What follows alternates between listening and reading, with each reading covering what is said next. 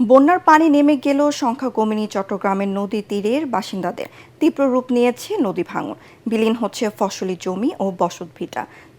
নিজেদের শেষ সম্বল রক্ষায় টেকসই বাঁধ নির্মাণের দাবি এলাকাবাসীর।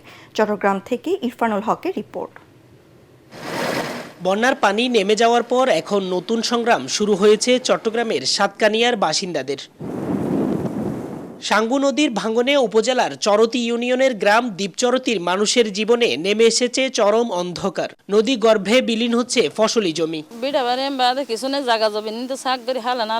জায়গা জমি ফসলি ক্ষেত ভেঙে গেছে, এখন আমাদের ঘরবাড়ি হুমকির সম্মুখীন। এছাড়াও চন্দনাইশ, লোহাগাড়া, বাঁশখালী, হাটহাজারী, রাউজান, ফটিকচুরির নদী তীরবর্তী বিস্তীর্ণ জনপদ জুড়েই চলছে ভাঙন। বহু মানুষের মাথা গুজার শেষ সম্বলটুকু বিলীন হওয়ার পথে। এরকম ভাঙতে থাকলে আমাদের এই গ্রামটা না, আরো পাশে আরেকটা গ্রাম আছে, ওইটা সহ বিলীন হয়ে যাবে। দুই পারের ঘর বাড়ি শুরু করে সবকিছু বিলীনের পথে এখন ভাঙন এমন ভাবে সৃষ্টি হয়েছে। ভাঙনের এই আগ্রাসন ঠেকাতে ঝুঁকিপূর্ণ স্থানগুলোতে জিও ব্যাগ ফেলার পরিকল্পনার কথা জানিয়েছে সংশ্লিষ্টরা। এখানে দীর্ঘমেয়াদী সমাধান প্রয়োজন। সাধারণ কোনো প্রোটেক্টিভ ওয়ার্ক দ্বারা রক্ষা করা সম্ভব নয়। আমরা পানি উন্নয়ন বোর্ডের প্রকৌশলী মহোদয়ের সাথে ইতিমধ্যে কথা বলেছি, তারাও কাজ করছেন। সবগুলো পয়েন্ট ভিজিট করেছি, আমরা কিছু সার্ভেও করেছি এবং এগুলো জরুরি ঘোষণা করে আমরা ইমার্জেন্সি জিও ব্যাগ ডাম্পিং শুরু করব দ্রুত।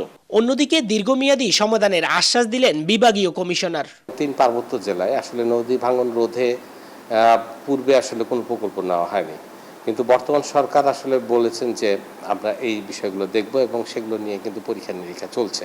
ভিটেমাটি হারিয়ে নিঃস্ব হওয়ার এই ভয়ঙ্কর উদ্বেগ নদীপাড়ের মানুষের এখন নিত্য সঙ্গী।